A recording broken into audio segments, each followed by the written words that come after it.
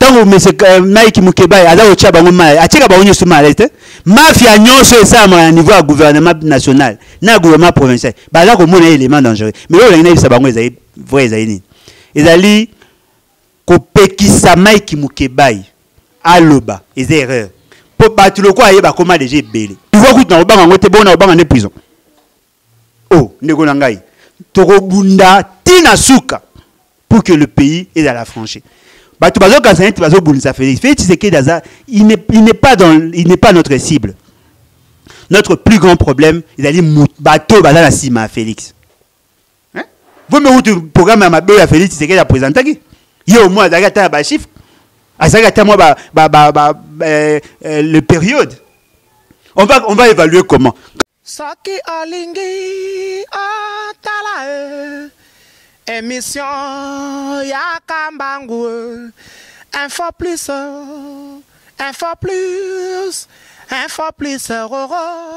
aïe na cliquer na koti YouTube na tala info plus pona mona bansango ya miziki ya culture pea makambonyo cesare kao info plus tala pe mona info plus. Bienvenue à très chers internautes, il y a Info Plus. Merci à abonné fidèle Nabiso. Bonjour ou bonsoir par rapport à l'air Oyo. Bino Bokolanda Biso. Tout ça, la Ramosalo, ils ont na actualité, na le barakara. Que ce qui est actualité, Moko Ezawana Biso Toya Kawana, Pona ko sale la bino émission ko diffusé pe na ba Oyo Nyoso Balanda Biso. Nga bino Mustafa Malembe, Ndena Bisabino Mesana Nangai. Tokobeta masolo ya mboka ndenge kaka remise et reprise et utaki salama tokobeta masolo ya tout ça la moi analyse par rapport il y a programme il y a gouvernement il y a premier ministre Inkamba et puis tolobela pe makambo mususu tokosolo yango na nani tokosolo la nani ko yaza habitué déjà info plus ba landaka déjà ba monaka ye ndeko ale bolojwa o na koleka kopesa bonjour ndeko ale bolojwa. Bonjour, merci en tout cas pour l'invitation. Na pesimbo te na balante. Bonne santé. Toujours bundara contre maladie les a déranger pays quoi. Ndeko ale bolojwa na annonce nangai déjà au lundi tout le belanano tout ça l'analyse par rapport il y a programme il y a gouvernement na biso outi ko bima et puis ndenge to monaki ba remise de reprise. On a yo programme wana où ils ont réparti na 15 piliers de quoi aller bolojwa par rapport na yo ba analyse nini osali na programme. Bon, avant Yakopé sa réponse na question na yo, na ligne d'abord na rappeler aux uns et aux autres que c'est M. Félix Tshisekedi Ndazali président de la République, bien que n'était pas élu, Ndazali président de la République. Tant abandé ko battre campagne, azwa ki asa ki promesse na ba axe belé. Et il a évalué projection naïwana avec un budget pluriannuel, il y a 86 milliards de dollars. D'après Badir Naé, budget wana est acquis pour 10 ans, ce qui veut dire par an à prévoir budget au moins à 40, plus ou moins 40 milliards de dollars pour une mandature. Celui qui a 40 milliards, tout divisé par 5, c'est-à-dire 5 ans, Européens ça pratiquement 8 milliards par an. Sauf peut-être ceux qui ça de manière linéaire. Tolandi, Monsieur Ilunga. Monsieur Ilunga, à niveau devant les parlementaires, a sali présentation où l'économie, il y a budget, il y a programme de gouvernance. Et fort malheureusement, il a été accusé beaucoup de faiblesses. Que ce soit sur le plan à forme, que ce soit sur le plan à fond. La présentation d'abord et à travail naïe est posé problème par le fait que le document qu'il a donné n'a pas députés nationaux, ça entre dans une certaine mesure en contradiction avec le discours programme. Ce qui veut dire qu'il y a déjà un problème. Et là, M. Sezali, Messi Lunkamba a sali présentation il y a près de 35 pages. Et fort malheureusement, on n'a même pas senti son adresse scientifique, c'est-à-dire domaine où il est à Komilango professeur. Parce qu'en réalité, tout économiste, ce qui est devant un fait social, il toujours quantifier cette réalité pour que l'analyse est à la simplifier et que la solution est à la quantifier ou quantifiable. Comment par des chiffres bien? Mais effectivement, parce que Bisso, économiste, totali la science sociale, totali la reine, l'économie est la reine, il y a science sociale, mais caractéristique na Bisso, c'est la quantification. Ce qui totali devant une situation donnée, par exemple, en matière il y a école, tu compares l'offre et la demande. Dans l'offre, tu as la capacité d'accueil, c'est-à-dire le nombre de salles, le nombre de bancs, le nombre d'enseignants, le nombre d'heures, le nombre de matières, et puis totali impact sur le plan financier, c'est-à-dire le coût. À partir de Wana, ce qui le Congo, ils allaient dans voie malamu toté. Là, le nombre de produits, ce qu'on appelle les outputs. Ceux qui ont accès à emploi toté. C'est ça, au fait, l'approche économique. Là, offre na demande. C'est ça la philosophie qui gouverne toutes les théories économiques. Fort, malheureusement.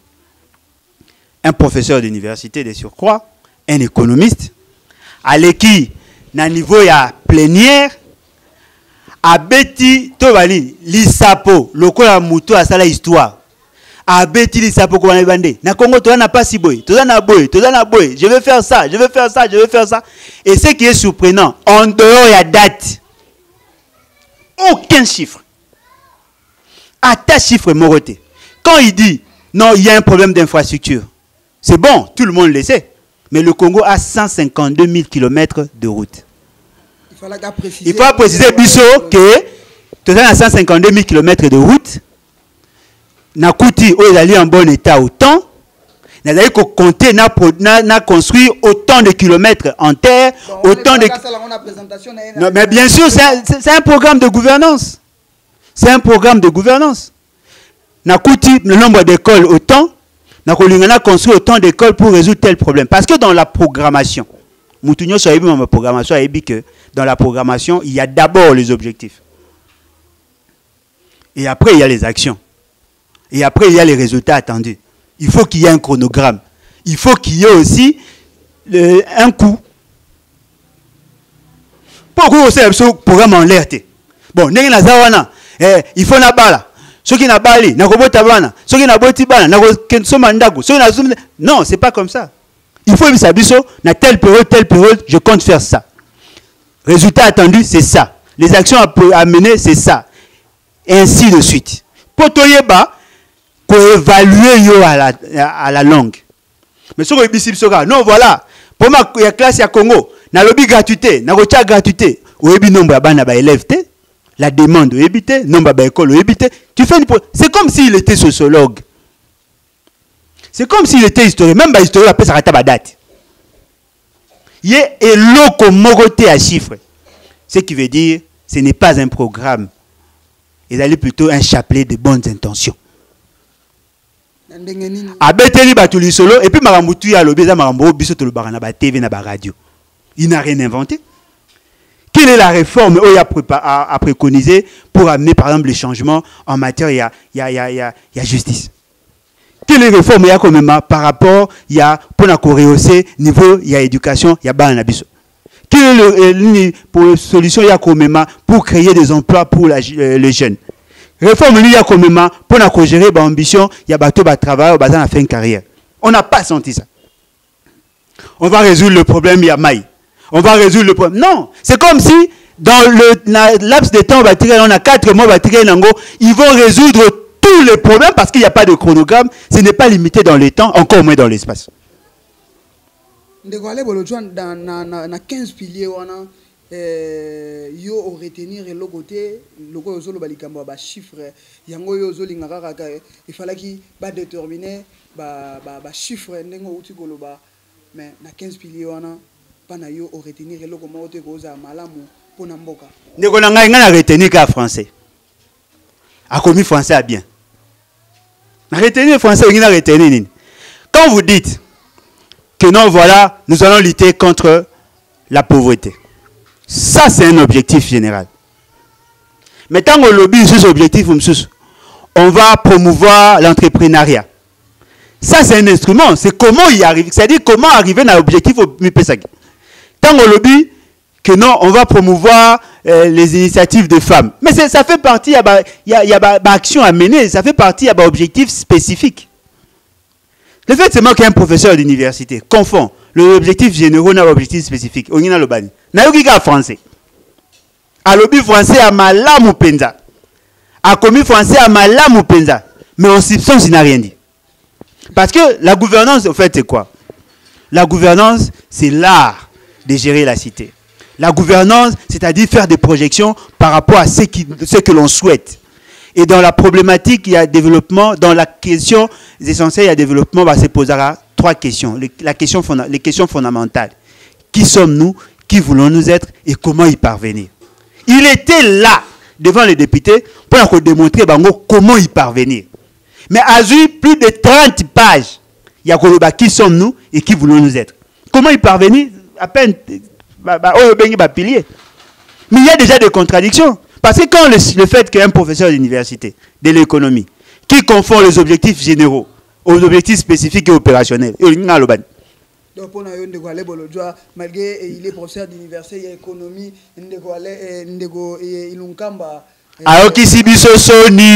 Sony par rapport. Alors qui Sony, moi j'ai fait l'économie de développement et la liste Sony. À Sali comme des juristes. Ouais, il faut tout étudier, tant que ça va bien. Mais ce qui est vrai, tout économiste, dans la programmation, il faut qu'il y ait un chronogramme. Dans la programmation, il faut qu'il y ait un coût. Dans la programmation, il faut qu'il y ait les actions et les résultats attendus. Non, voilà. Un problème à maille. On va résoudre le problème à maille en créant. Non, c'est pas comme ça. Mais c'est Félix, c'est quel lobby budget naïe, il y a 5 ans, il y a 40 milliards. Il y a un programme naïe prophétique. Mandat à M. Félix, c'est qu'il y a 5 ans, à ça consommer na bouzo bagnos autour une année. À traîner à 4 ans. Il y a aussi un chronogramme. Ce qu'on dit, Mouton a mon passe dans l'université, à passer au temps à Congo, n'andi ma réalité. Et en plus, c'est mon domaine de formation.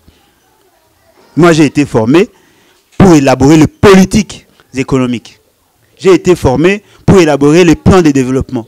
J'ai été formé pour élaborer le programme. J'ai été formé pour concevoir des projets. Ça, c'est mon domaine de formation. Et je ne vois pas la technicité dans ces discours-là. Imaginez. À ta chiffre moroté, même on a mon chiffre qu'on est à numéro à page. À ta chiffre. Vous me dites programme à ma belle Félix, c'est qu'elle a présenté. Il y a au moins un chiffre. À ça, le période. On va évaluer comment. Quand il vous dit non, voilà, on va lutter contre le chômage ou contre la pauvreté. Il n'a pas donné de date. Même après 50 ans, il aura toujours raison. Même après 100 ans, même après 1 million d'années. Parce que au Japon, il fallait que ça na programme il faut qu'on revoir yango. Ma dégolanga il faut revoir té. Déjà ba remise et reprise de salami déjà. Non mais en bat. Bato ba komona pas ça ba ministre. Ba on faut pas ça les fois ba ko ça ba tourner ba mesana. Bato ba bomi biso nyoso tout ezali ba député.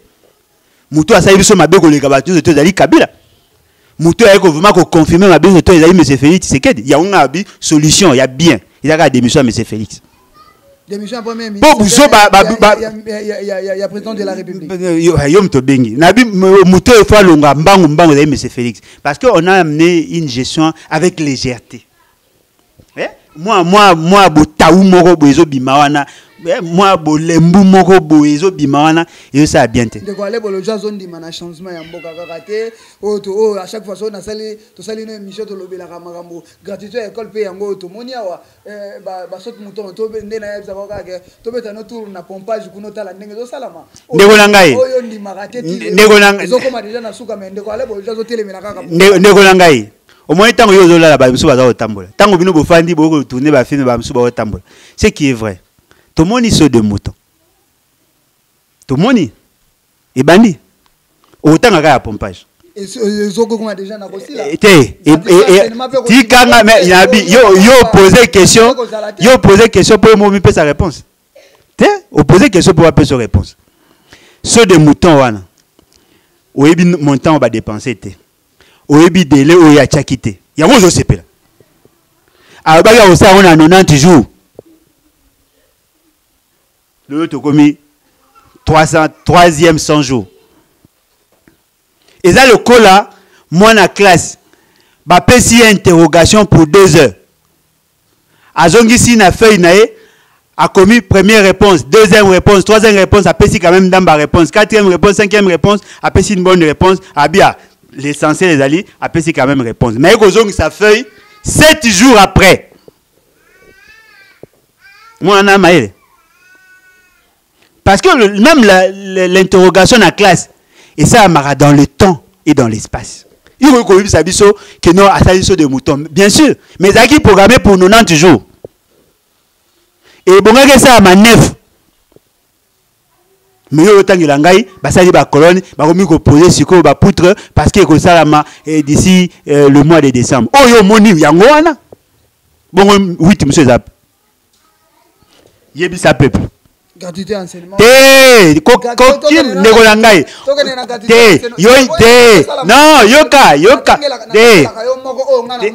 Ndeko nangai.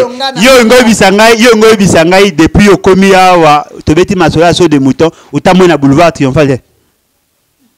Et na boulevard du 30 juin.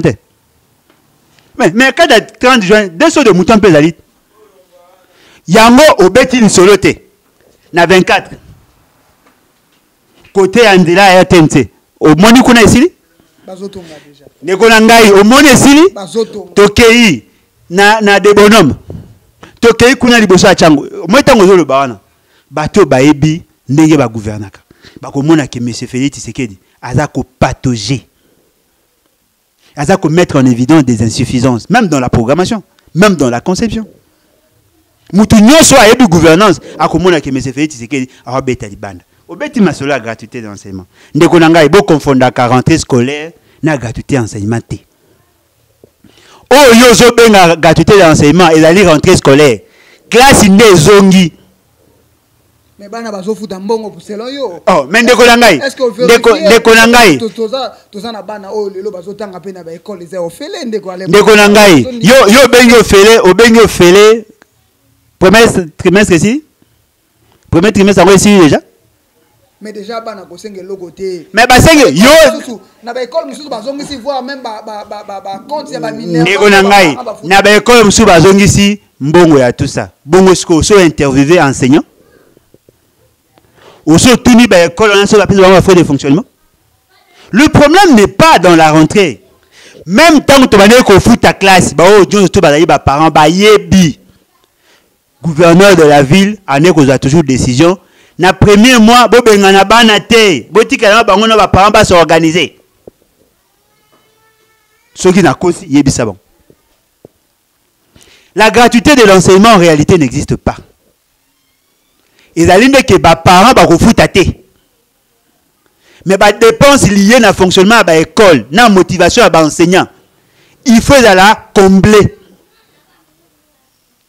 Ce qui veut dire, le les parents vont foutre à thé, il faut que le trésor public ait supporté charge et à fonctionnement ou à scolarisation à la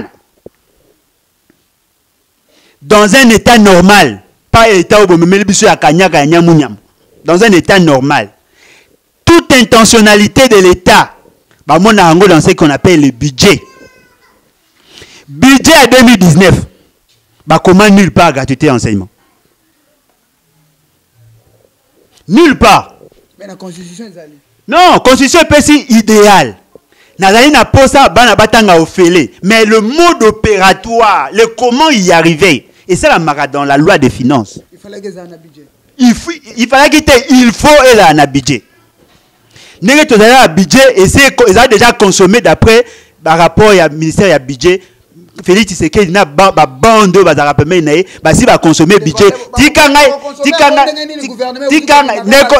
yo ozotuna nga question bosali que gouvernement parallèle les ali yo yebite bon problème ezate yo lobi que gouvernement ebimi kala mingi te yebisanga so de mouton yo kumisaka wasala ki onani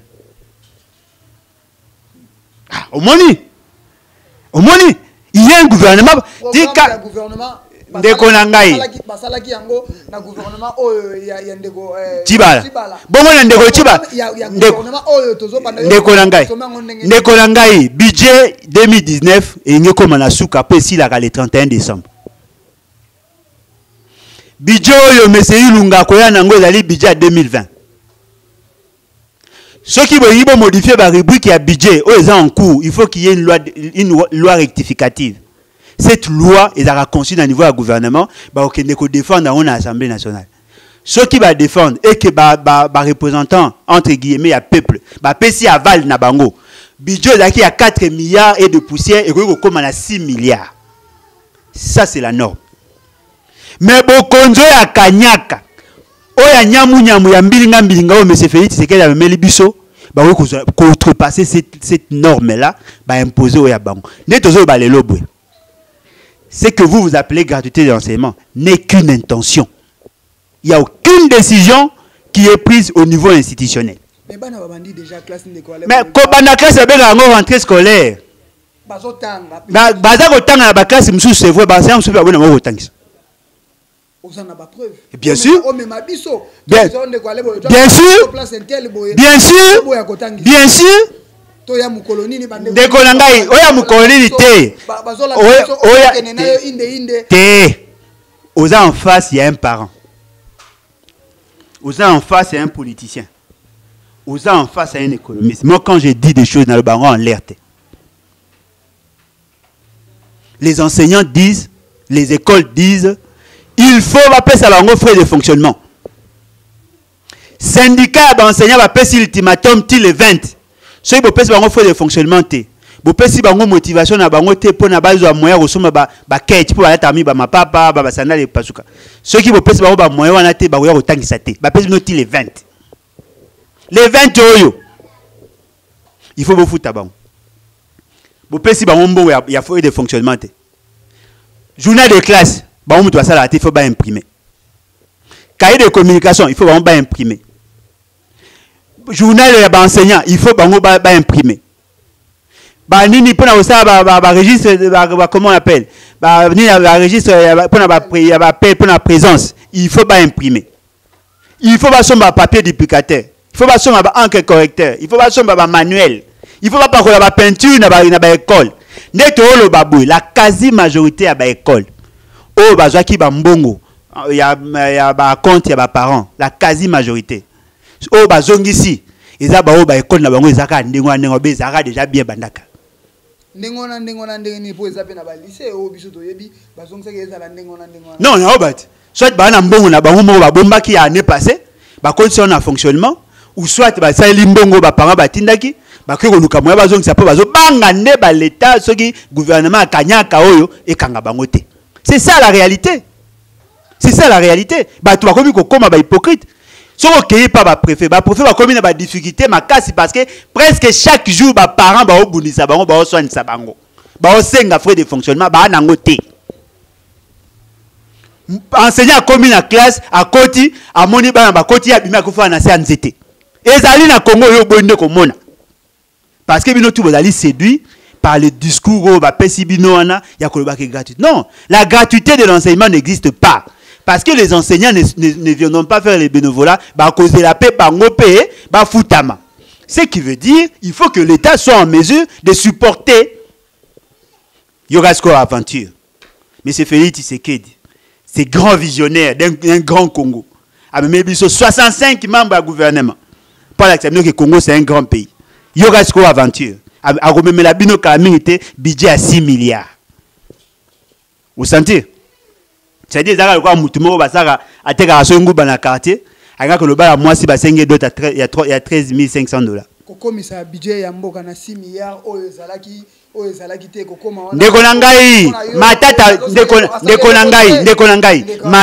ndeko na ngai matata mema mboko na budget à 8 milliards 900 millions de $. Il faut que le budget c'est prévisionnel. Budget la cité les ambongo. Mbongo ya l'État et outaka na ba redevance, na ba taxe, na ba impôt. Yoga siko aventure. Mbongo ezo kota, bazo kata. Ezo kota, bazo yiba, ezo kota, bazo détourner. Okoka mondeli ba bisano budget 6 milliards. Ezo kota, bazo kata, ezo kota, bazo yiba, banani bazo yiba. Ndeko na ngai yo yebi boyibi nationalité. Ese yebani. Ngam na yibi 15 millions. Ah, au moni. 15 millions, tu es Lobango. Bon, na yobate nini. Ngam na yibi 15 millions. 15 millions de dollars représentent les salaires à 30 000 enseignants. 15 millions de dollars représentent 15 km à route asphaltée, na terrasse, na bitume, tout. Avec 15 millions de dollars, vous pouvez réhabiliter 100 000 routes, vous pouvez réhabiliter 10 000 km à route en terre. Mais Moutou Abino Bozolo ba Biso banane. Réseaux sociaux té. On va changer. Ndeko kamera Moutou ayibi mbo. Ndeko na ngai. Bon ayibi yemoko. Yeso mona directeur ya cabinet ayiba yemoko. Ndengini bino bozo telemela ndeko kamera. Ndeko na ngai. O kotemela ndeko kamera za Moutou ayibi ba vérité mboko té. Un directeur de cabinet c'est un administratif. Likolo na ye mokonzi azali. Soko moni Moutou aza entouré na ba miibi, ce qui veut dire yemo aza na intention ko yiba. Pona ngai te. Soko moni Moutou aza entouré na miibi, ce que o aza likolo aza na intention ko yiba. Na tolo baboye, ma nyoso ezo sala mawana, makamba 15. Sous l'impulsion président de la République. Ah yo nde Moutou lobi. Te nga lobi yango te mais yo nde lobi, mais vous avez musika te na vérité. Parce que nga lobi yango te, yo mo Moutou tangi. Mais loko ezali vrai, il faut ko yeba ezali. Na mboka oyo tozui soso na bandeke to pesi bango charge ya kobatela loso. Oh balia loso ya non bo pesi bango charge. Même ekokoma loso ngo ekokoma te. Soki ya zui 15 millions pour bino boyoki 15 millions. Combien de 15 millions muso yibane obino boyebite.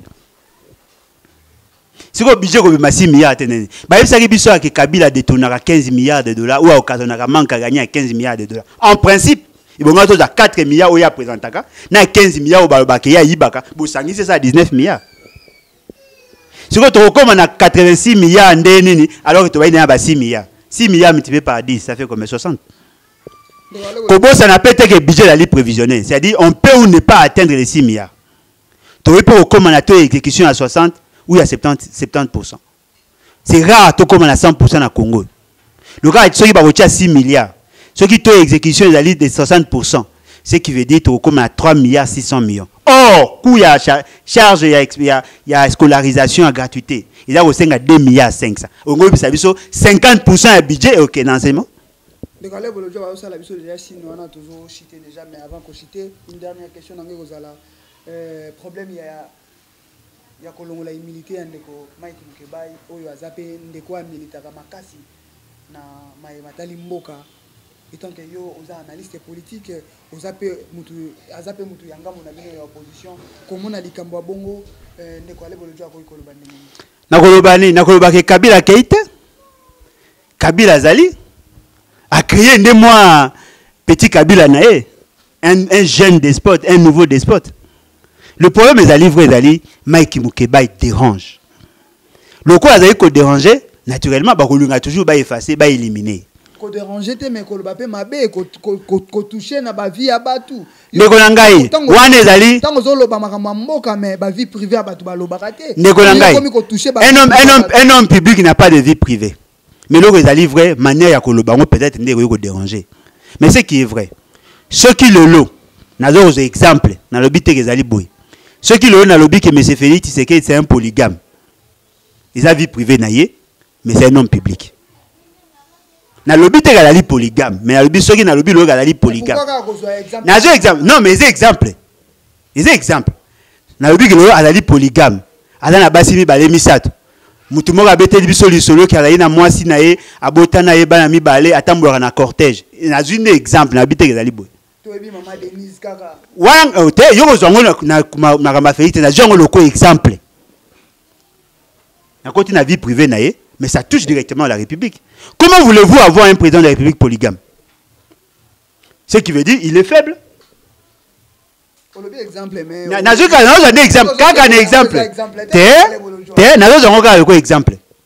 un président polygame, c'est une charge de trop. Parce que le pays doit être dirigé par des principes universellement reconnus. Un président polygame veut dire un faible d'esprit. Si vous avez un cabinet, si vous avez un cabinet, un gouvernement, cabinet, si vous avez un ministère, et vous avez comme ça, on va soutenir que donc normal.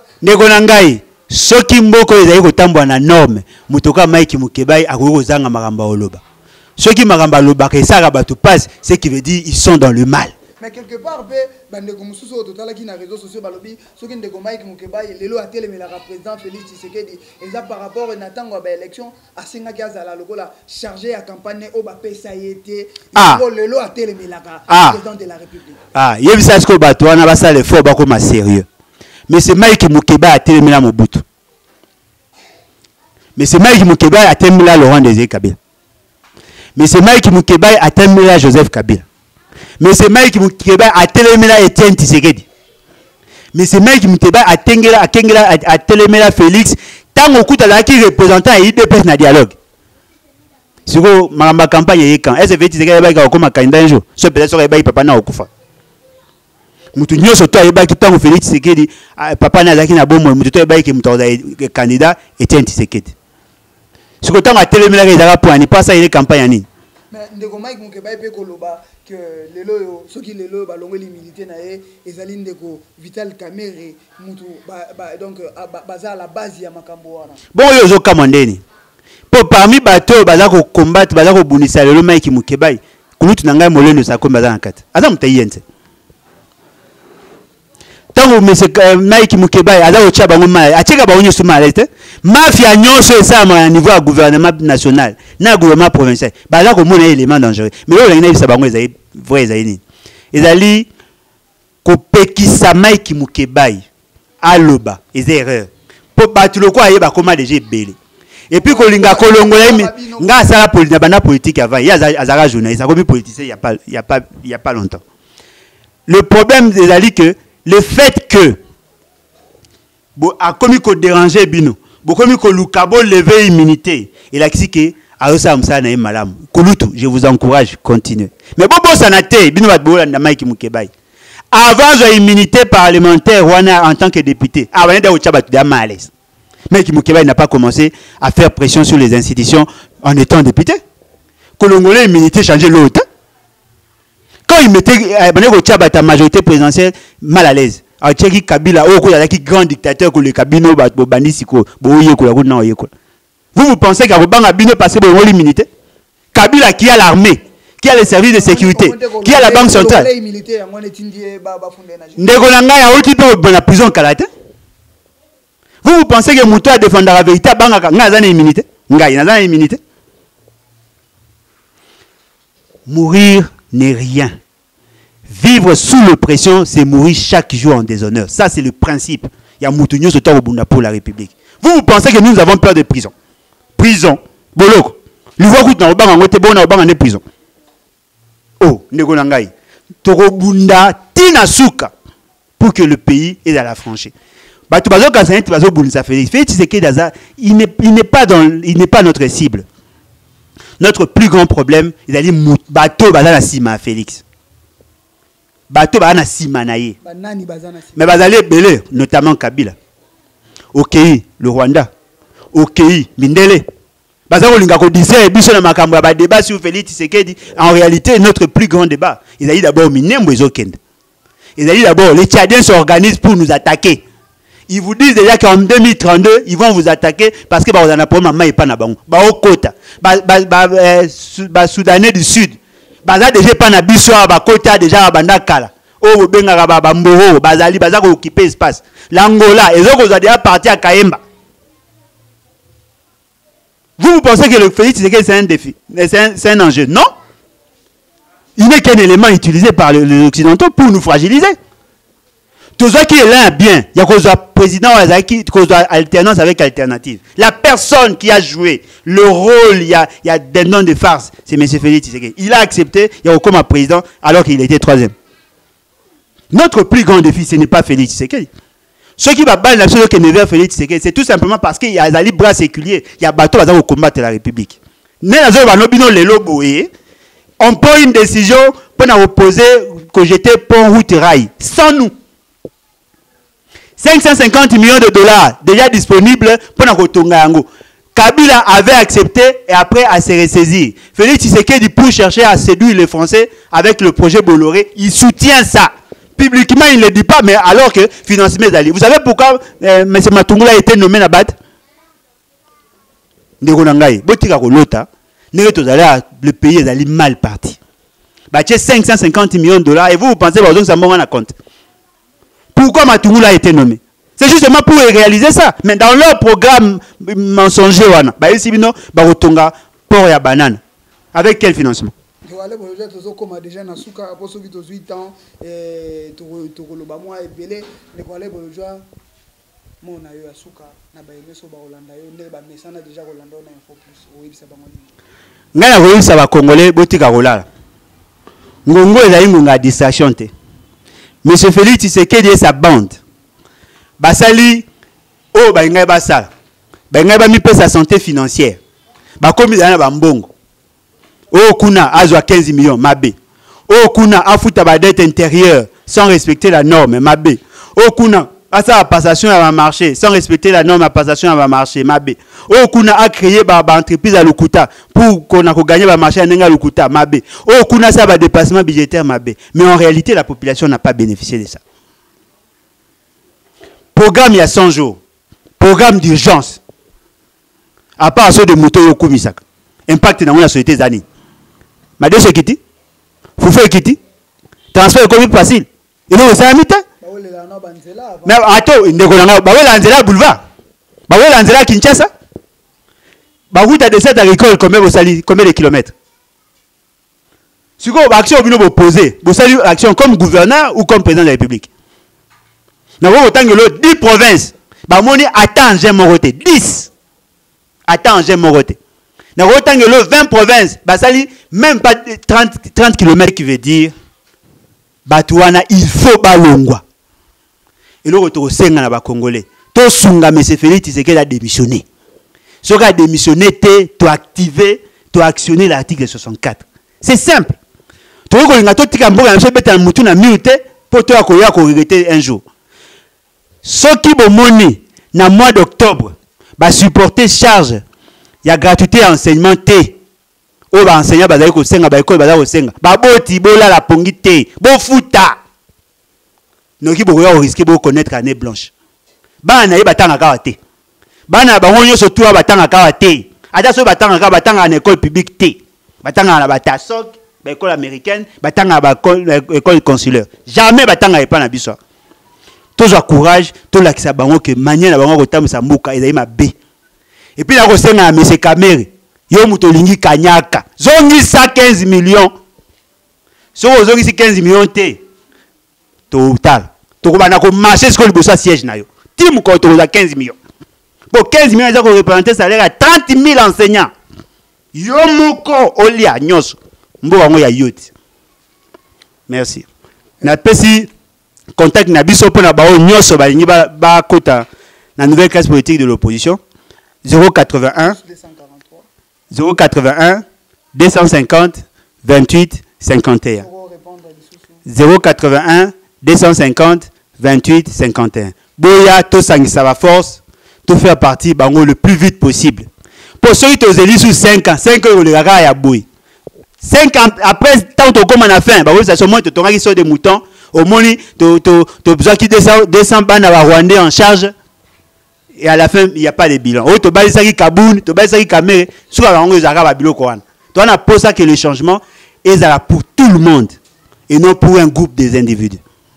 Merci. Wane Zalaki Ndeko Ale Bolodja. Déjà, mon message n'est à Lobaka. Ngapena Kosili Saboité sans qu'elle ait remercié. Oyo Bazalaka wana pour nous soutenir. Moussala, Oyo Bisoto Salaka. Mon deuxième cordon, Lukman Moudingumba, mon vieux Babim Boli, agence Badem, mon vieux consul Kibadi Yableuse, le vieux Papi Kouch, Massananga, Eric Biki Rouge na Saint-Etienne, Katia Mabeka la Star Kayen, Mikoyo to Kangamana Mutunaji, Walungwa, Toza Lazala, Poto, Baika Kenon, Tokeninango, et puis notre partenaire Maurice Pro Oezali, Batekaka, machine en ligne, ce que vous en avez besoin, il y a ordinateur, il y a n'importe quel prix, il y a marque, nyonso, partenaire Nabiso Azaliwana, mon Pro, ce que vous contactez, bo kobenga kaka na numéro o yanga eza affiché na ba écran na bino, ngawa bino tokutana na numéro mususu.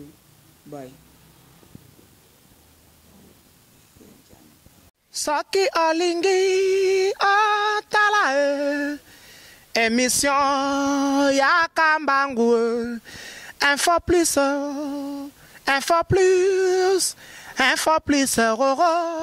aïe aïe aïe aïe na cliquer na koti YouTube na tala info plus Pona mona bansango ya miziki ya culture pea makambo nyonso ezaleka o info plus o tala pe mona info plus otala